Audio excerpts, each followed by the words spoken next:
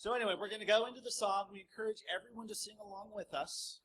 We do provide lyrics, for those of you who may not remember. And then Ed and I will do a slightly longer intro, our usual one. You guys should cheer at the appropriate moments. And then our main topic that we're going to talk about is that Black Hat survey that came out a couple of days ago. We're going to hit some of the high points, but then we're going to look to make this very interactive. So as you guys have questions, comments, that kind of stuff, we have our roving microphone here. So I'll bring it out into the audience as people want to ask. If you want to be on the podcast, we'd love to have you on it. And then when we get to the end, we'll do a little outro, and then we have a very special closing song that we will also be singing. You're welcome to stay for that. Okay, I do get to step down after we do Werewolves of London? Yeah, you can if you choose, but I can see where you would want to come back. Oh, that's true. Yeah. All right. Oh, no. Oh, no. You're PVCSec. You're good? You're set? You guys are set? Yes.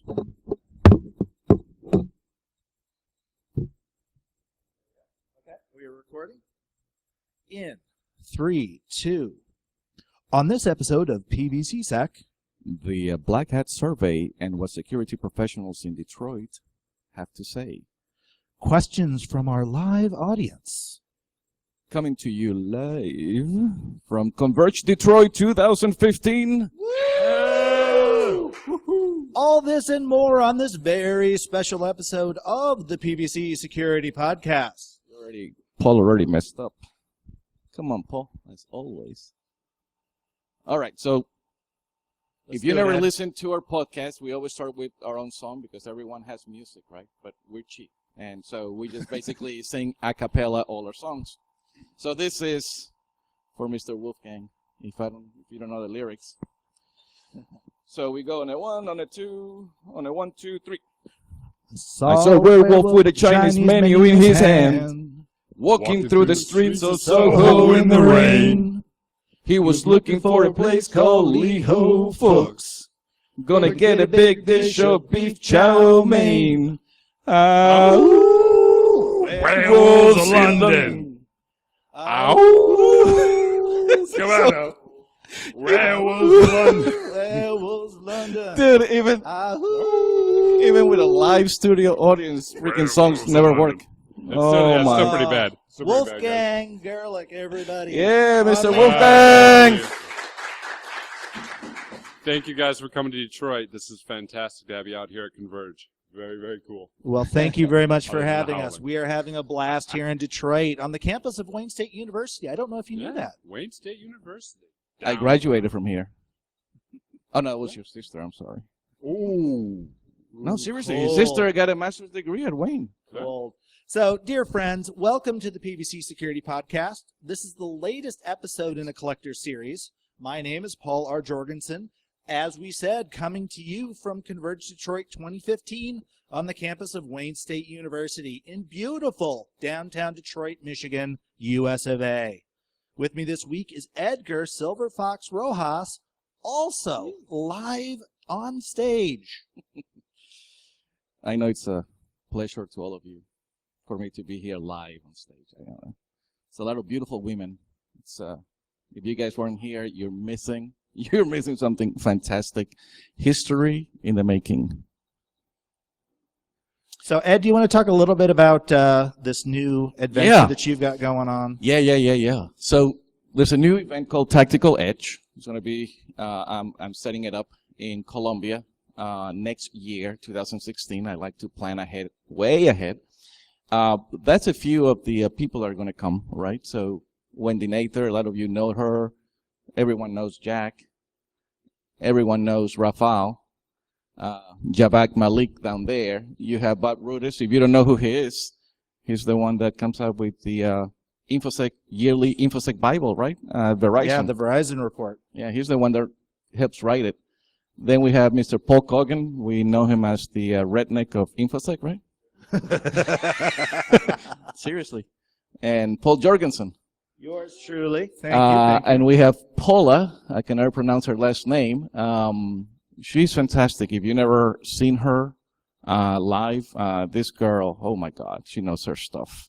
She's one of the very few people that has access to source code at Microsoft and works very closely with Microsoft in the security aspect. So she's fantastic. And since part of what I wanted to do here was, again, let people know about this, the event. So very happy to announce that we were able to add 2 new fantastic names. I wanted one more so we can do the Brady Bunch. But, and there was stiff competition on who was going to have that Alice spot in the center. But Mr. Wolfgang is going to be joining us in Colombia next year. Yes. It's shaping out to be a Black Hat Colombia type of thing. And Mr. Jason Street is going to come and join us as well. So, holy cow. All right. Yeah. So, I suggest you start saving your money and come to Bogota, September 29th through October 1st, 2016. So, no excuses. You guys didn't know that this was coming. Right. So, anyway, with that, we go into a couple of things that we want to talk about. And I forgot about what we're talking about. Oh, yeah. So, a lot of the things that we're talking about here have to do with priorities, right? I mean, there was a very good presentation by, I forgot his name, the CISO for, what was his name, Wolfgang? The CISO for the energy company. Yeah, fantastic. I don't know you Jim guys. Beachy for the Jim podcast Beachy. audience listening at home. Fantastic presentation, right? Talking and telling us about this. He said, "Hey, Infosisters here." Finally, she finally made it all the way from down I-75. Excellent. So he was talking about what he does, right? How he focuses programs and everything, and he was talking about doing it based on the SANS Top 20, which is, we all agree that's a good way of doing it. But there's top concerns, priorities, and things for everyone in the security field. So there was a very nice report that came out by Black Hat. When did it come out, Paul? Earlier this week, as we're recording this. And it's pretty good. I don't know if you guys have seen it. We can go into that right now, Paul, if you don't mind. Unless you want to talk about this slide here. Anyway, so just to make sure, since you're listening at home and you're not seeing what we're seeing, again, all our links will be on the PVCSec.com website. So we'll have show notes up for this, so all the links will be in there, and you guys will be able to read this for yourself, which we highly recommend. But yeah, so this first slide is out of an article that came out of, let me see, HelpNet Security. They had it up there, and I think they might have borrowed this one initially from Gartner. But really it talks about application flaws and the top concerns related to those, which they use as kind of an intro to the Black Hat report. And I'd like to, talk about a little bit with you guys about number one. Is that really a concern for us? Sophisticated attacks targeted directly at the organization. Is that something that worries all of us? Seriously? To what level? Oh, here. To what level? It's a very high level because our name starts with an A. They know we have supercomputers. They come after us. So you're a specific target that people are looking for. But I think that at the same time, if you're looking for sophisticated attacks targeted directly at the organization, then you definitely need to be understanding that you've got to be making sure your phishing is protected, that your employees are educated, that you don't have SQL injections on your website, and then start worrying about some of this other stuff. So it's like, I worry about that, but I got Sony got popped by SQL injection. It's like Target got popped by phishing. Right. It's like those weren't sophisticated attacks targeted directly. And like you said this morning in your talk, the 2003 SQL Slammer, the people are still having it. So again, to us, I guess it depends on the organization also, right? But I'm pretty sure not everyone is a worldwide target or works for an organization that's a worldwide target. So it's kind of weird that that's up there. To me, it's weird that one, sophisticated attacks. I can see phishing, accidental data leaks. I love that one. Like, surprise, accidentally. Surprise, end users. But it's always that accidental. Again, we're not lawyers, but that has lawyers speak all over. But then we think it's interesting, and we're going to go into some of the more detailed slides here in a minute. But when you look at those top concerns, and then you look at what the time-consuming tasks are. So we've got people that are really worried about those sophisticated targeted attacks, but it doesn't come into their top 3 of where they're actually spending their time. So how how do we explain that? That to me is like a disconnect. So we would love to have, Bob Brutus, Mr. Data Scientist here, explain to us how the heck did that happen. Yeah, so this is the first slide out of the actual report. Right. So it's the Black Hat attendee survey. So really quickly, what I remember reading about this was done last year in Black Hat, right? And people were given a questionnaire because they said that the most technically savvy people go to Black Hat, right? So you assume that it's going to be good information, right? Solid information. But again, watch what happens as we go to the slides. So again, number 1, sophisticated attacks. It's weird because if we go to the previous slide again, it came from, we're assuming, Gartner, right? Yeah, well, either it was HelpNet or Gartner. Somebody went and rolled this particular slide up. So the question is, did they base that on the Black Hat report, or there's something weird going on? It was based on the Black Hat report. Okay, well, there you go. So it's just kind of an overall summary. So the first question that they had on here is, of the following threats and challenges, which are of the greatest concern to you? And as you said, sophisticated attacks targeted directly at the organization not only is at the top, but it's got a 57% rating insofar as the number of people that responded to this. By the way, it was 460 respondents out of about, 8,000 attendees typically at Black Hat? Where in there is mobile? Right there. Whoops. Yeah, mobile is way down, second from the bottom at 8%. Right? It's exactly, that's what I said. I'm like, that makes absolutely no sense. So Paul and I got into a mini argument during this freaking humongous breakfast this morning that, he said, well, maybe there's no vector or it's still easier to use your desktops or laptops and everything. And I'm like, no, I just think that they haven't done a complete study yet to find out the originators, where does it originate from. Just like a few years ago, Apple is the most secure thing because no one is hacking it. Well, no, it's because the market that Apple had in those days weren't that big. And now once they got big, then they started focusing on all that. And all of a sudden, yesterday, we start talking about this new OS X 10.1 or something like whatever rule that login or something that allows you to get privileged access remotely or something like that on an Apple device. So again, I'm always very wary about all of these things. Yeah, I mean, and here are some other interesting things. I mean, number 2, phishing social network. Basically, we're talking about issues with, again, end users. But then we have accidental leaks by end users. But then we got polymorphic malware, espionage by foreign governments. Some interesting things up there in the top 5 or 6 in the findings for the things that are concerning these security professionals. But then you jump over to which consume the greatest amount of your time during the average day. The numbers change dramatically, almost contradicting each other. Surveillance is the very bottom now. Where's mobility? Mobility is in here somewhere. 8%. Yeah, so it's relatively down low, but up a little bit.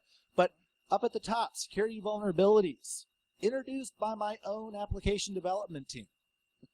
More security vulnerabilities based off of the off-the-shelf stuff. The phishing, internal, end users, accidental data leaks. This is all the stuff that we've been talking about for 20 plus years. And this is where we're actually spending the time, but it's not necessarily the things that people are concerned about. Based on Jason's presentation this morning, sophisticated attacks targeted directly at the organization. That's exactly what you were doing in your videos. You were doing specific targeted attacks. Were they sophisticated? No. Right? The answer was no. The first part is basic, adorable destruction. Basic being the key word in that. It's like, so, again, what I told Paul, I said, to me, it seems like the guys or the people that go and fill in this surveys. Sorry, English is my second language. I think that they're living in a different world, right? So if you go to the first figure, when they're like, this is the greatest concern. This is what I want to be concerned with, right? sophisticated attacks because I want to be, Thor in that movie Hacker, right? I want to be that guy. Swordfish. Yeah, swordfish. Yeah, I want to be the cool guy, right? I want to do. But in reality, what they do is that. So, which one is more exciting to tell people, right? Oh man, I fight. No, I got to do this. Some developer did something wrong, SQL injection, or patching Microsoft or Apple. That's basically off the shelf. That's what we're talking about here, right? Right. So now another one that I particularly like is, okay, great. So we know what we're concerned about. We know what we're spending time on. Let's ask the real question. Where are we spending the money? And we're talking about accidental data leaks, so DLP, right? Sophisticated attacks by the organization. By the way, does DLP work? We're spending a lot of money on DLP. What this slide is telling me is that, like the folks outside at the vendor fair, those sales folks are doing a really nice job. They're selling a lot of shiny boxes, right? But we love them, right? We love the Yes, sponsors. thank you for and applause for the sponsoring all of these sponsors. events. Yay, sponsors! And I'm looking for sponsors for Tactical Edge, by the way. Yeah, and of course, when we look at what we're spending money on, again, surveillance by the government is pretty down there, foreign governments and competitors. But it's the stuff here in the middle where we start looking at more interesting, easy to deal with, more commonly dealt with. So like your phishing and your social engineering stuff. So let me ask you managing a security question, Paul, and the audience. So do you feel that by looking at this report, if I'm a hacker looking for intelligence stuff, based on this, what am I going to be focusing on? Can I use that to start focusing a new vector of attack based on that information? I mean, I'm asking, can we? You can base it on what they're not spending money on and attack those vectors because they obviously don't have the budget to cope with it. Yep. Absolutely. Exactly.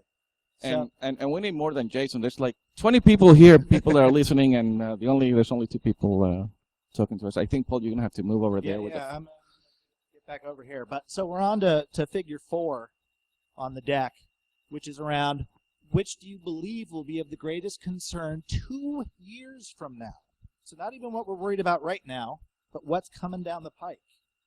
And up there at the very top, Ed, what is that one? Digital attacks on non-computer devices and systems, the Internet of Things. 2 years, we're going to be worried about the exact same thing we're worried about today because nobody fixes anything. That is true. So a fun fact, we had a conversation about Internet of Things in one of the early PVCSecs, and we got a couple of people came on board to talk to us about it, and they couldn't say too much, right? Because they haven't heard much about it. Well, now we all have heard, and that was only like a few months ago, like 3 or 4 months ago that we had that episode, right, Paul? Yeah, not too long ago. And then we also wanted to talk about fog computing, because that one is the one that scared the hell out of me. Fog computing, right? Oh, yeah, that's you a new guys heard buzzword of that's fog out there. computing? You haven't heard of fog computing? Oh my God, so fog computing is the easier way that I can put it, and correct me if I'm wrong here, because now we're in a room with a lot of very smart people, not just Paul. But especially me. Especially fog computing, as I understand it, has to do with taking all of these IoTs, right? The power that they have of processing power, and basically combining them all together so that they can do analysis at that point before going into the cloud. So that's what they're saying. Fog computing, all the analysis, all the work is being done over here, so that the information can get back to you quickly. I'm like, what do you mean? Is my fridge going to be involved in doing some kind of calculation for a very important organization? It's kind of weird. So I agree with you, InfoSister. It's like we're going to be worrying about the same same things that we're worrying about now in 2 years from now. Nothing is going to change. Because actually, if you look at the very bottom one to really illustrate that, security vulnerabilities introduced by my own application development team. That was at the top of our current concerns right now. They're saying in 2 years we're going to solve that problem.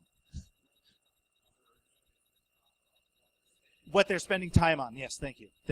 Yeah, what they're spending time on versus what they're going to be worried about in 2 years. Yeah, so that's... Yeah, well, yeah, exactly. Hold on 1 second. Hold on 1 second. The one thing that's really standing out to me is on all of the metrics, it seems like mobile devices are not being taken seriously at all. And that's where, like, you know, if I'm a malware developer, I'm going to be like, okay, I'm going to put a bugged Android app in the store and steal everything I can. Yeah, good point. How about, what is this one?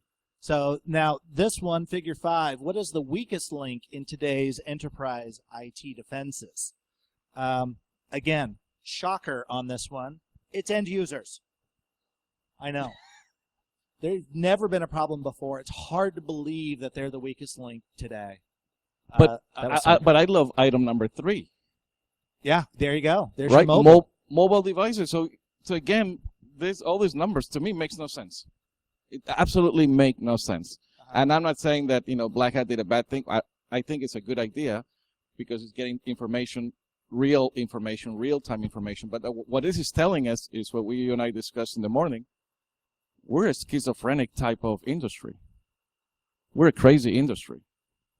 I think also to point out that when you're looking at the survey, you're looking at people that are attending that conference right now, and the talks that they saw right then is also clouding their judgment and they're clouding their answers because all those super sophisticated attacks, well, they're seeing them played out live on the stage right there, and then they fill out this survey. It's because of the things that they see. So if they went back to their work and they actually were in the day-to-day, I think their answers may have changed. But at the thing, it's like maybe there weren't that many mobile talks last year, so therefore it wasn't that big of a threat. It's like because they were seeing all these other ththings being, compromised. So I think maybe that also shaded the questionnaire as well because of where they were at. Yeah, that's That's good a point. great point. Yeah. So Top of mind point, effectively. Yeah. One more thing, too. I noticed on those first slides, it was saying maximum of 3 responses, and it might have been, oh, I should probably get this out here because I can only say 3 responses. So the way they did the survey was kind of weird, too. yeah, and again, that's where we want to get our buddy Bob Brutus involved because he likes to go through other people's reports and redo them so that they're actually better. Yeah, have you seen his latest report? He did something, it was on LinkedIn, and I had a question for him. And so, Bob, if you're listening to this, he shows a report that has negative numbers based on, real answers, right? So if the answer is a yes or a no, I want to find out how do you get negative numbers from a yes or no answer. So I'm very curious about that. Yeah. One of the things I do find heartening on this particular slide, though, is the second item. The lack of comprehensive security architecture and planning that goes beyond firefighting. As a consultant, I know this is my bread and butter. It's Ed's too. But the fact that it even showed up on here when, again, so many folks are busy wanting to buy that new shiny box, it's nice that they're actually thinking at a low infrastructure level and not just the new hotness.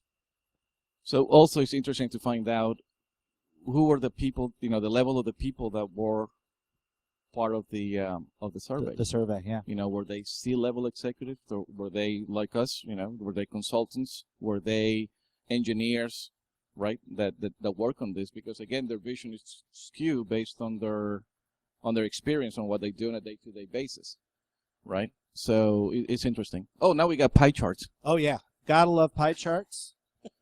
But they're not 3D, so they're okay. Yeah. Again, another shout out to Bob Brutus. So these are pretty interesting. So we've got figures 6 and 7 up on the projector right now. And the first one is, does your organization have enough security staff to defend itself against current threats? Unsurprisingly, 51% say, no, we could use a little bit of help. Actually, the one thing that is surprising to me is that it's fantastic. the 17% are up there is no, we are completely underwater. I was expecting those two to be flipped.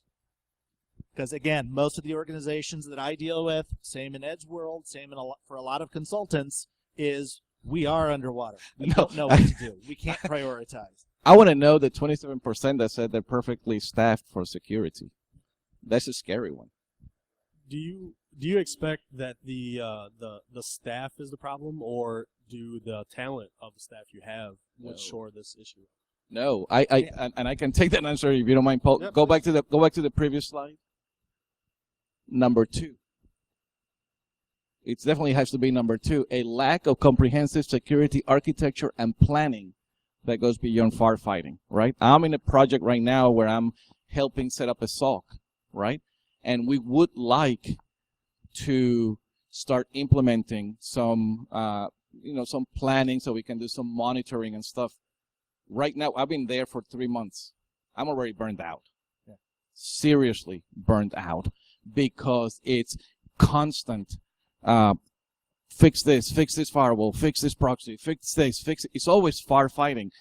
We're working on something, drop everything because FBI just sent a flash notice that a energy company in Canada is being attacked. So all energy companies, all oil companies, you guys better start implementing this in your firewalls, in your proxies and everything. So it's always firefighting, always, right? And we never have a chance to even take a look at the security architecture or planning, if there's any, right? And usually, I come from a networking background. I worked for a company called Extreme Networks for almost 10-something years. So networking is what I do. I've seen networks that are awful. I mean, they are so bad. I mean, we found one at an energy that Paul and I did that was actually using real IP addresses in their core. Yeah. And actual it was IP. actual IP. We're like, you're an energy company. How the hell? Right? Yeah. So does that answer your question? Allegedly, they were doing that. It's not the people. It's not the people. It's lack of lack of time a lot of the time, right? It's firefighting. And I'm going to slightly disagree with Ed shut up. on my answer, but it's coming up on another slide, so hang tight. The next slide. Do you have plans to seek an IT security position anytime in the near future? So I find this one particularly interesting, too, because you have 12% saying, yes, definitely I'm looking for something. But then you've got 63% of the respondents saying, basically, I'm looking. If something comes down the pike, sure, but I'm probably happy with what I'm doing right now. I find that surprising. Well, I like the honesty on the 24%. I really love my job and my employer, and it will take a lot, uppercase, capitalized, to get me to move. We know what that lot means, right? Yes. A lot of dollar signs. A lot of scratch. So that's good, honestly. But this is one of the things that kind of goes back to your question, which is we had, traditionally in corporate America, people would work for a company for their entire careers, right? You would start straight out of college. Maybe you would change jobs once or twice, but typically you were there for a long dang time. Well, I don't know about you, but I've had 3 different jobs in the last 5 years, right? So the total environment has changed, and the fact that we've got, wait. Is that the environment or is Paul? Is it an environment issue or is it a Paul issue? Well, it's probably both because I am a trendsetter. So, but this does call in to question the way that organizations are actually empowering people, how they're bringing them in, how they're training them, developing them, giving them something interesting to do. I think that if this is something that companies they're not doing a very good job of, and they really haven't got their head wrapped around it because, again, a lot of HR departments and the folks that do staffing and stuff, they still don't understand what the hell it is we do. I don't know why Wolf is shaking his head no. I don't know if he's at the tweet he's reading or at the comments you're making, but... Yeah. So...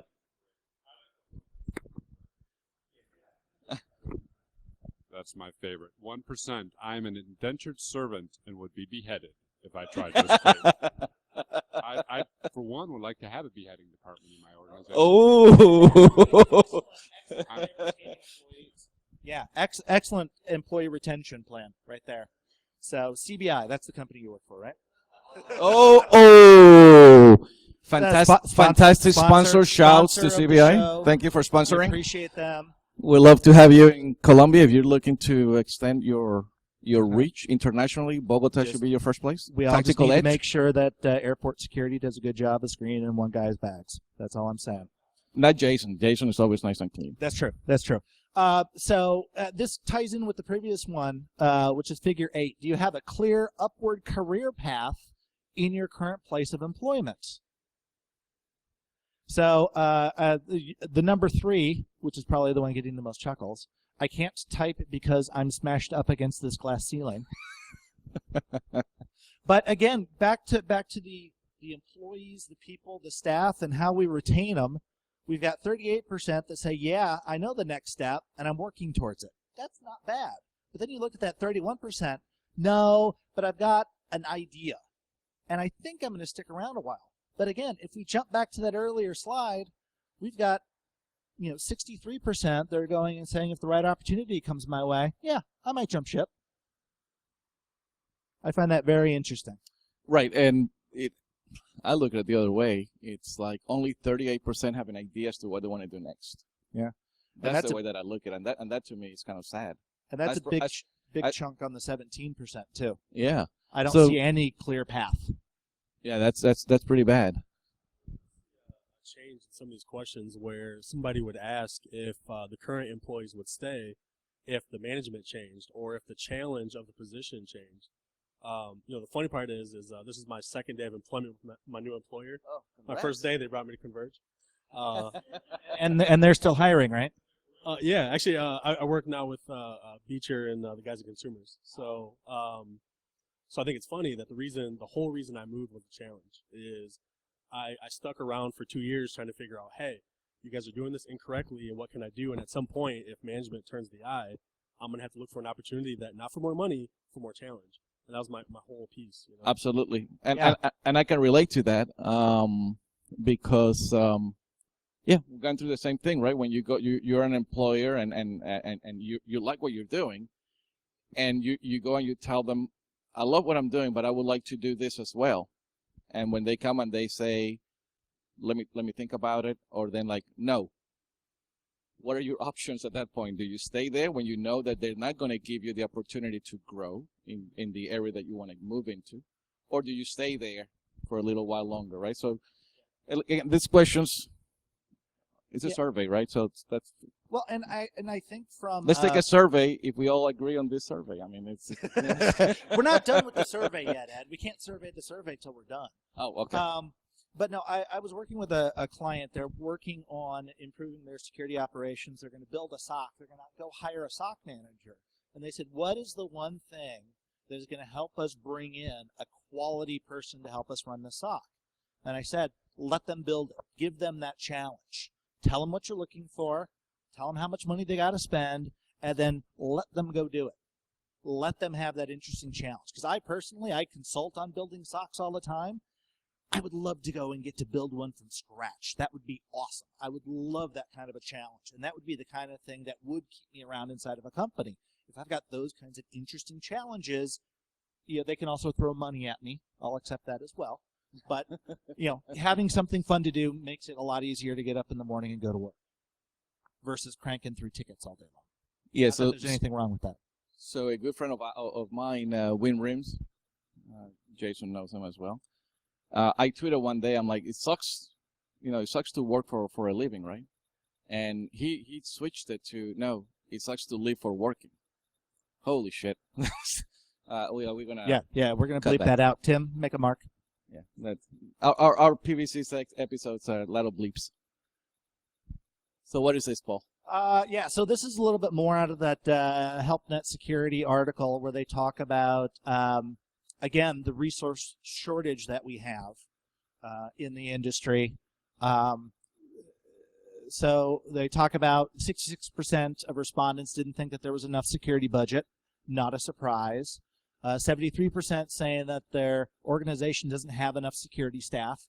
Again, not a surprise.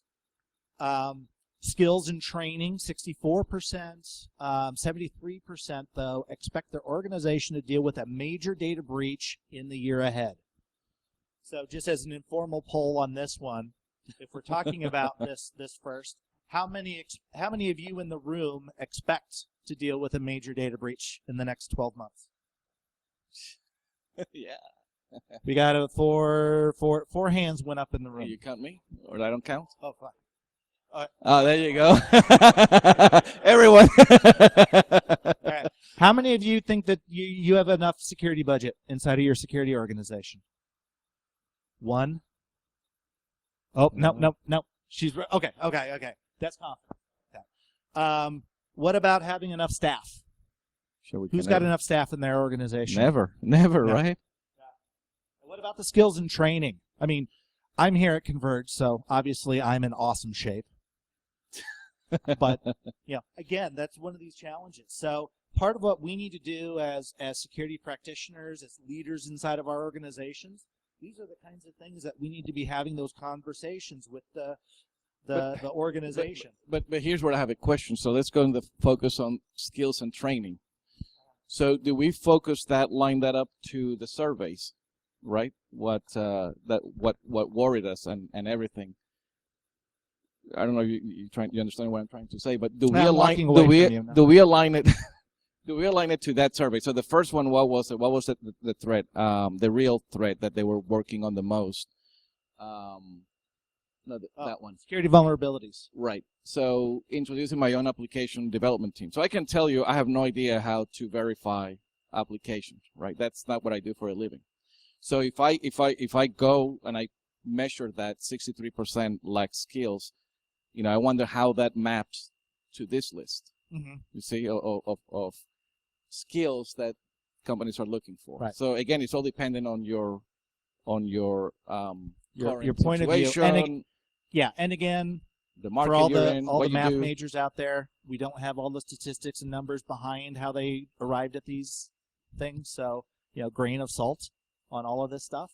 But I still think it makes for an interesting conversation. But we all agree that skills are lacking, and not referring specifically to technical. I'm assuming that means 63% technical skills, right? But there's a lot of other skills that go hand in hand with technical skills that a lot of people lack, right? One thing that I'm noticing too is that there's a lack of soft skills in the security industry. There's a lot of scare tactics going on and things like that. And that turns management off. They don't want to listen anymore because they're tired of being scared. So increasing people's soft skills, which they're doing very well here at ConVerge, I think is critical. Fantastic. Yeah. So communication skills. And I'm not talking about being able to speak clearly. Communication means written skills, right?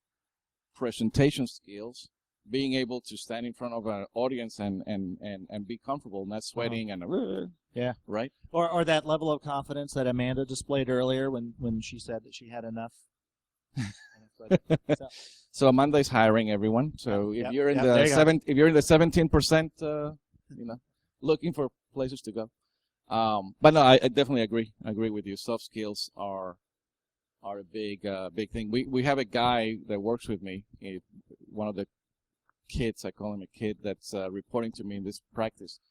Fantastic technical skills.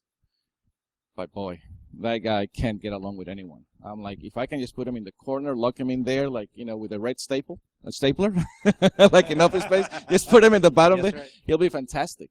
He's got the swing line. Yeah, he does. Yeah. So, we want to make this particular portion of the podcast a bit of a roundtable. So, anybody got any particular topics that they want to dive into? Anything that either you've seen here at the conference and experience that you want to share with our ones of listeners, or other topics that you'd like to open up to the room for discussion?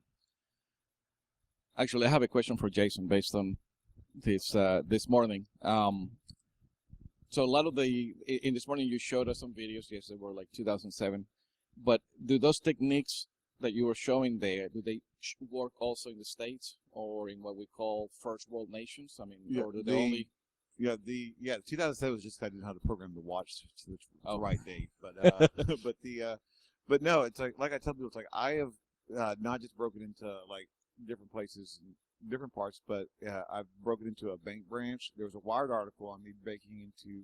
I was contracted to break into 10 bank branches on the West Coast. I did 4 successfully, one after another, and they just said, "Stop! We don't want to do it anymore. We give up."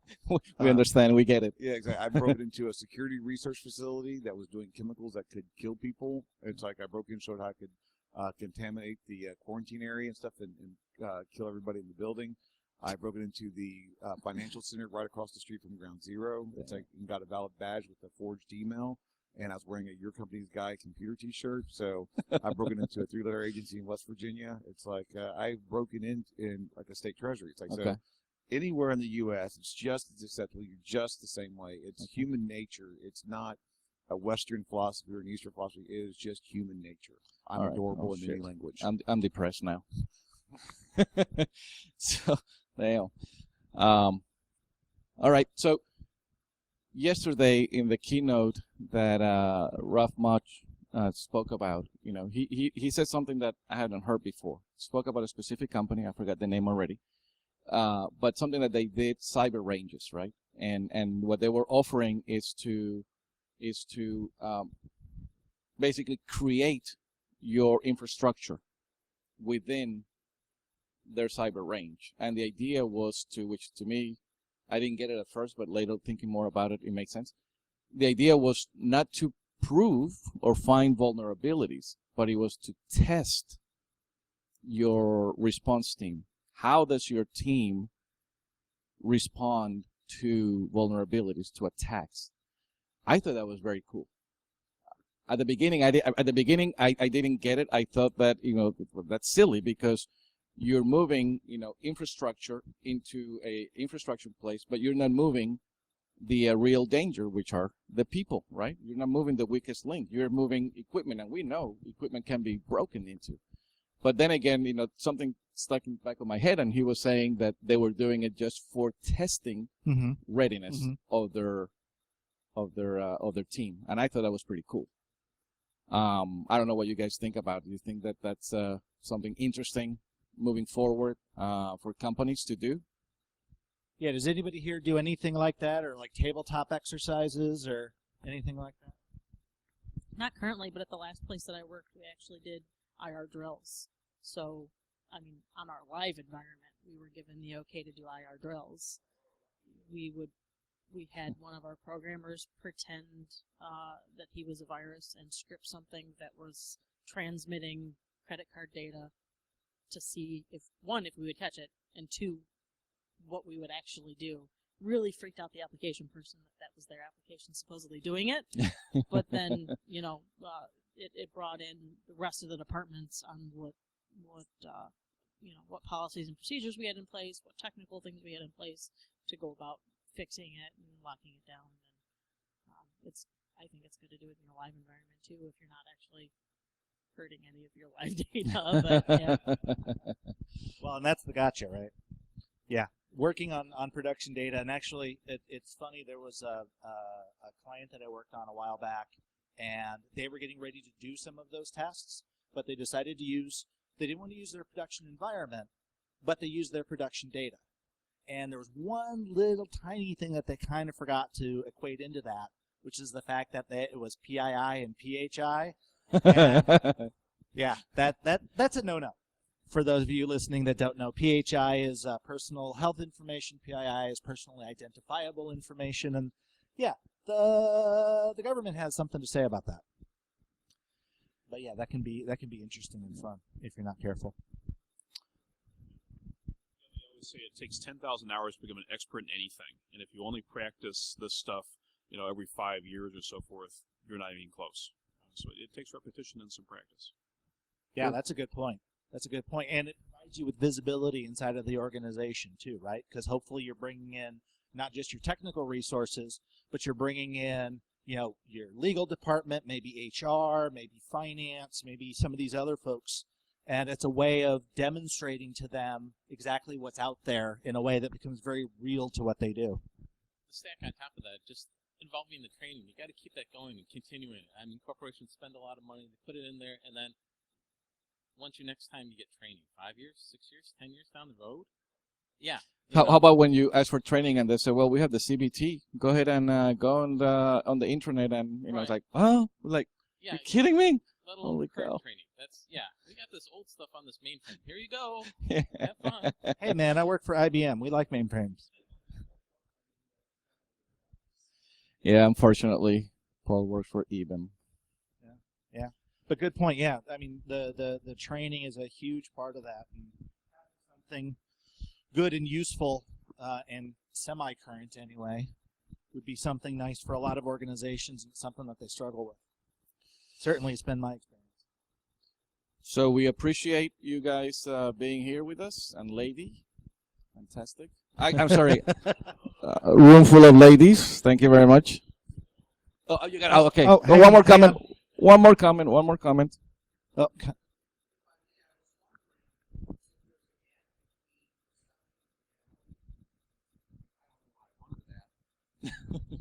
Perception and I'm reality. looking at the results here, and Yeah. the reason I say that is Jason. Did I say that correctly? You're on the job of going and shining your way into places, okay? So you would think that the reality is this is happening all the time, but yet, and we know the news media would never lie, we're not seeing it in the news media.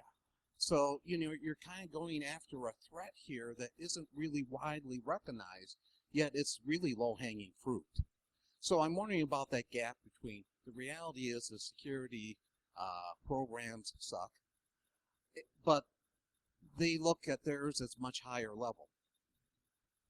yeah, I think one of the biggest problems is the fact that a lot of these companies don't realize attacks like me are happening because people are walking in, they can steal the data, they can photograph the data, and then they can leave. You don't even know you've been hit. It's like until company X brings out a very similar product that you're wondering where they got that research data from.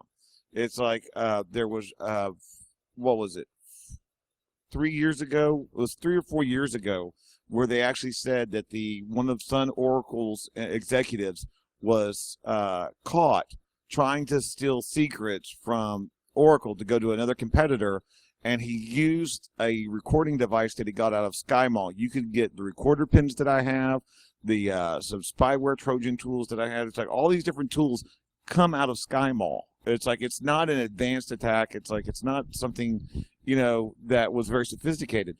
And it's being done all the time. People were stealing customer data lists so they can go somewhere else, like in banking and like in real estate.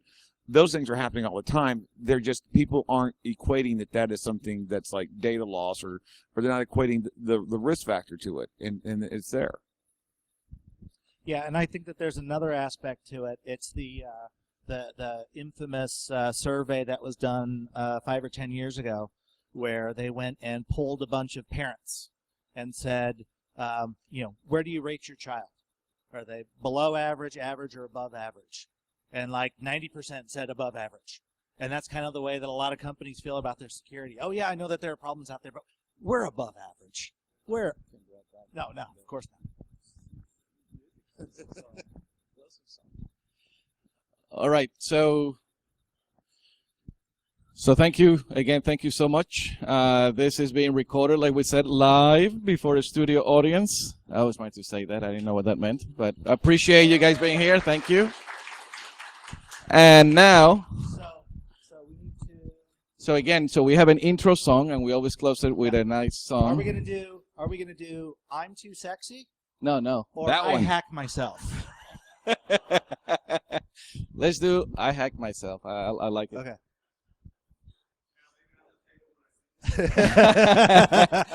Yeah, there you go. All right, and ready? 1, 2, 3. Oh, let's go.